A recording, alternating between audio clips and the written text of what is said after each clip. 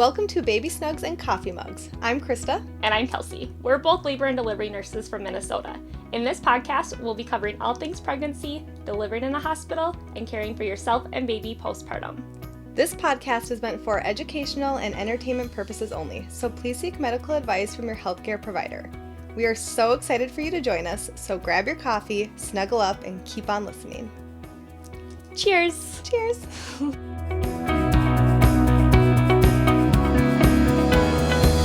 Welcome back, everyone, to episode 7 of Snugs and Mugs. Welcome back, everybody. This week, we are going to be talking about labor medical interventions. So we are going to go through a list of things that can possibly happen during labor, during delivery. It is something that should be talked about in clinic around your 37-week appointment with your provider. If it is not, it is typically something we'll catch as RNs in the hospital and have you sign. So exactly. I think I'll let you jump in with the first one. Okay, so this is probably the most common medical intervention that is seen, and it is breaking your water. So the medical term for that would be AROM, or artificial rupture of membranes, or amniotomy. You might hear kind of any of those options. All interchangeable. Exactly. So what is that? So for the provider to be breaking your water, which it will be a provider who will do it, you are going to be laying down like you are getting your cervix checked, and it basically is a long cervical exam. So as they are checking your cervix, they can take it's kind of a long plastic, kind of looks like a crochet hook. It looks exactly like a crochet hook, if you guys know what that is. Right. So it's like sharp, but it's not, it doesn't hurt you when it goes in, because they make sure that they only use it on the actual amniotic sac. So they will place that crochet hook right up onto the bag of water, and they kind of just twist it, and it just breaks a little hole in it, and the fluid comes out. For most women, they will feel warm fluid coming out right after that, and most people dislike that. If you have an epidural, you'll feel obviously a lot less. If you don't have one, it's going to feel like you're peeing your pants in a lot of it. I would say even with epidurals, I think people get that warm sensation. They're like, oh my God, I'm peeing right now. So most women will actually need their water to be broke for them. I think statistically it's like 20-ish% of women's water. Don't quote me on that, guys. It's like around that. It is. It's such a low percentage. Like most women's water does not just break on its own. So if you need to have your water broke, for whatever reason, it is really, really common. Reasons why we will break your water.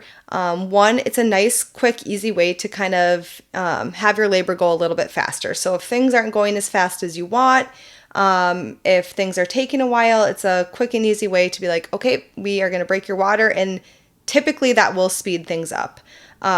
So if you guys think about it, when your bag of water is not broken, there's basically a cushion of fluid around the baby's head and in between the baby's head and the cervix. Once that is broke, the baby's head will be applied directly to the cervix, and it can cause more pressure, more pain, and help with dilation and thinning of the cervix. Yeah, we're basically just taking away their little water bed. Exactly. With that being said, providers are not going to perform this if your body is not ready for it. So if that baby's head isn't nice and low, if it is not close and tight to your cervix, they are not going to do that, because there are some risks that are involved with breaking your water. Though they are not very common, there is a risk for infection. So we're breaking the barrier between the external world and inside of your uterus. So once that is broken, obviously bacteria then is able to get inside of your uterus. So that is probably the biggest risk, although not very common, it still is a risk. And just to go off of that, because I think a lot of people come in being like, well, my water can only be broken for a certain amount of time. It's not actually true anymore. We are watching you pretty consistently for signs of infection. If you do start to show signs of infection, it's going to be a different story that we're having with you. Right. But however, there is not a certain amount of time that your water can only be broken for. Yeah, so many people think that. They do. They're like, does that mean I have to have a C-section now? I'm like, no, absolutely not. Yeah, and I think it must have been like old practice. Yeah, definitely. One of those, I don't know, way before modern medicine thing, but still, people, like, your grandma probably told you that, right? Because that happens a lot. Correct. The other risk I feel like that is maybe heard about is called a cord prolapse. So again, this is very, very rare. I've only seen this a handful of times in my almost 9 years. But what a cord prolapse means is when that bag of fluid is broken, the presenting part, so the part that is either in the lowest part of your cervix or actually coming out of the cervix, would be the umbilical cord. So obviously you don't want that. You want the baby's head to be what is coming out first. So if the umbilical cord is presenting before the baby's head, that is an emergency situation, and it would result in an emergency C-section. But again, very, very rare, but we do want you guys to know that that is a risk. And again, that is why they are not breaking your water before your body is ready for it. Yep, exactly. That's a great point. Let's see. And I think the only other reason that we would be breaking your water would be to use internal monitors. So we can see this, everyone's a little differently. Some people, you just have a hard time monitoring either their heart rate, the baby's heart rate, or the contractions through the abdominal wall. Maybe there's concerns happening. Anything like that might be going on. So what your provider can do, if your water is not already broken, they can break your water so they can place those internal monitors, which we can kind of transition into and talk about next. Yeah, exactly. So Krista mentioned not only monitoring your contractions, but we're also going to try to be monitoring baby's heart rate. So the first one we're going to talk about is a fetal scalp electrode, or an FSC, you'll hear us call it. It is a accurate way to monitor baby's heart rate. Mm-hmm. So again, it's going to be a cervical exam, just like with breaking your water. They will be doing the cervical exam, and then they will be placing, it's kind of like a straw with an electrode in the middle of it, and there's a little kind of like a little screw, but not. Yeah. And it just goes right on top of baby's scalp, just like that very top layer. Mm-hmm. So again, the main reason why we're doing that is if we're having a hard time knowing what baby's heart rate is, if it's just kind of hard to monitor based off like anatomy or baby's position. Or another thing is baby's heart rate is dropping, and we need to know when it's happening and how long it's happening for. We just need to know the accuracy of that, so we're keeping baby safe. Honestly, I think the only risk that really goes into it is your baby might just have like a little mark on the top of its head. Yeah. So you guys, this little wire that has, it almost looks like the shape of a spring, how a spring kind of circles. Yeah, that's a better description. So the tiny little top, you literally just screw it ever so lightly, and it just goes under the top layer of the baby's skin. So it's really not going in deep, but obviously because we are puncturing the skin a little bit, it will most likely leave a scab. But I have seen scabs. I've seen really not a mark at all. It kind of depends. If your baby has a lot of hair, one, they really don't apply that well. But two, I feel like you can't really see a mark at all when they have a lot of hair. So not that it's not a big deal, but it's not like a huge mark, I guess. I'm trying to downplay it. Explain how small usually the mark looks. No, and it is. She's not lying about this. So talking about accuracy of baby's heart rate, there's times that we need accuracy of contractions as well. Yeah. So this is called an IUPC, or an intrauterine pressure catheter. So what I always try to explain to my patients is that we can monitor your contractions externally, so on your abdomen, but that mechanism is not smart enough to tell you how strong a contraction is. So it can tell us when you're having them, how long they're lasting, and how close they are to each other, but it cannot actually tell us the strength. So I feel like we always see like where family members or the patient will be like, oh my gosh, that contraction broke through the screen. And then the patient will be like, I didn't really feel anything. And like, that's just because of where it was placed on them and their anatomy. And there are times where like it barely shows up, and it could be the most painful thing in the world. So it just is not that smart to tell you that. But we do have a monitor that is that smart.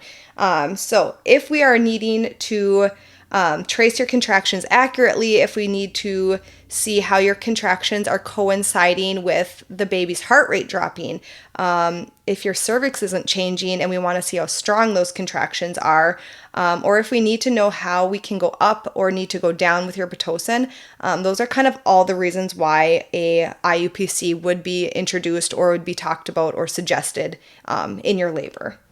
Yeah, I would say these are fairly common, honestly. Yeah, I think so too. I think this is probably like the second most. Yeah, especially with the amount of inductions that happen these days. Yeah. I'd say. Yep. So with an induction, you're typically on Pitocin for majority of it, and there are times where we just aren't tracing contractions, or we're having a hard time tracing them accurately. So once that water is broke, we're able to accurately get contractions so we can safely control the Pitocin level that we are giving you guys. Because again, all of these interventions the goal is to make sure you and your baby are the most safe and the most healthy results. Yeah, definitely. So main risks, infection and bleeding. Infection, as always, we're placing something in you.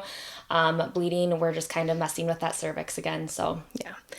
The one difference between the pressure catheter and the FSC is the FSC, which was that scalp electrode for the heart rate, is just going right up to the baby's head and stops right when you feel baby's head, and that's where that goes. The pressure catheter actually slips through the side of the baby's head and in between the head and the cervix and goes up into the uterus. So this one has a little higher risk of infection since it actually goes up into the uterus versus the other one does not technically go up into the uterus. And then with that also being said, the IUPC has an extra little feature that can be used for it that the scalp electrode obviously cannot do, but it's called an amnio infusion. So again, this one I feel like is very rare, and we see it a lot less than we used to. Yeah. At least I do. I honestly could probably count on one hand the amount of times I've seen an amnio infusion done. But it can be beneficial. So it definitely can be. That's why we want to talk about it. So what an amnio infusion is, guys, is so if say you're getting an IV, you have a bag of fluid that's hooked up to a machine, and then there's tubing that runs to your IV. So it's that same setup, but instead of connecting it to an IV, it actually just gets connected right to that IUPC, and it puts fluid back into your uterus. So again, your water has to be broke for this, and typically what is happening and why we are starting this is because the baby is showing signs of distress. So the heart rate is dipping, and what we are thinking is, okay, maybe too much water came out, and now there is compression between some part of the baby and the umbilical cord. Because there is no longer that cushion of the water, baby is right up against that cord, and anytime you have a contraction, it's pressing on it and it's stopping blood flow momentarily, which will have your baby's heart rate go down. So the goal of an amnio infusion is to replace that fluid that we either lost from your water breaking or took out because we broke your water. And we're putting some of that back to kind of help cushion the umbilical cord. So hopefully the baby's heart rate doesn't show those dips anymore, and baby can tolerate labor longer and tolerate pushing better. That's kind of the biggest goal. Again, not super common. It's more of a really, really last ditch effort to not have you have to go to a C-section. But we do see it, and I have seen it work. So Same. Not a bad option. Sure have. So both those things were internal monitors that we talked about. They will be connected by a cord kind of hanging out by your leg into our normal monitor that you would have for the outside of your belly as well. But we kind of want to get into interventions that can happen during delivery too. Yes, exactly. So one of the first things is called a vacuum. So say you've been pushing for a while, and we need to help baby come out for some reason. What a vacuum is, it is a little soft round cup that goes on baby's head. It gets suctioned to baby's head, and you are going to be actively pushing during a contraction while the provider is actively pulling on baby to help baby come out. So a couple reasons why we would do this. Baby's in distress. Heart rate's just not handling contractions or pushing or whatever it might be. Another reason we've seen is maternal exhaustion. First-time moms, second-time moms, sometimes it's rare, but can push up to 4 hours sometimes. Right. And especially if you guys have an epidural. If you can't feel where to push, it is very, very common for women to push for a couple hours. Yeah, and it is common, and it's not a big deal, but it is exhausting, which is kind of why this is kind of a reason why we could do that. So essentially, we are helping baby come out. It is still kind of all you to be pushing as best as you can, and provider is pulling. Baby's head does have to be low enough in the pelvis to be able to do this. If the baby's head is too high, it's not even going to be an option. They won't even bring it up to you. So they're going to pull while you are pushing, basically until the baby is crowning, and then typically they remove the vacuum, and then you push the baby out the rest of the way. Definitely. So yeah. There is, we call them pop-offs. Of course, it is suction to baby's head. So if it pops off 3 times, that is ultimately a failed vacuum, and you would have to go for a C-section to be able to get baby out safely. So just have that in the back of your mind, but we are trying to prevent a C-section ultimately. Risks. So trauma to baby's head, I will definitely warn you, there's going to be a circle, kind of like a purple circle bruise on top of baby's head. That's going to be the most common. That will slowly go away. Yep.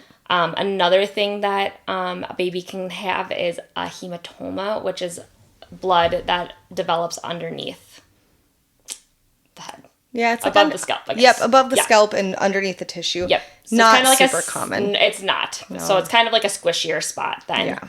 And then mom can ultimately have more tearing than possible.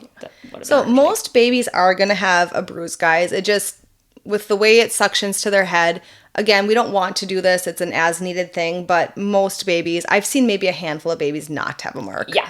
Agreed. But the hematoma, so the buildup of blood, is very, very rare, and I think I've only seen it once. So, again, that's like 9 years of experience, guys, so you can kind of gauge how often that is happening. But the bruising pretty much happens every time. Yeah, absolutely. So, a substitute for the vacuum would be what's called forceps. So where we work, and I'm assuming this is probably the same everywhere, is providers are trained differently. And some of them are trained to use vacuums, and some of them are trained to use what is called forceps. So a forcep is going to do exactly the same thing that a vacuum would do. So we are doing it because the baby is in distress. We are doing it because you have pushed for eons and you feel like you physically cannot do it anymore. And we just want to help you kind of get that baby out while you are still actively pushing. So you are not going to have forceps and a vacuum done to you. It's going to be a one or the other kind of scenario. So basically it's the same reasoning, same everything as a vacuum. The risks are just slightly different with forceps because it is slightly different. So as Kelsey had explained, that vacuum kind of goes on the top of the baby's head and suctions just to the top of the baby's head.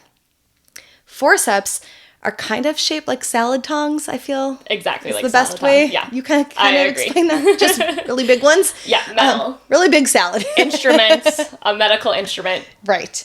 I say they look salad. A little more archaic. I don't know. The first time I saw them, I was like, that looks like they're from like the 1900s. Like, that's kind of freaky. But it's just how the provider was trained. So basically what they do with the forceps is they kind of start separate and they place each of the two parts of the forceps kind of on the sides of the baby's head. So ideally they kind of want it like cradling around their ear on both sides.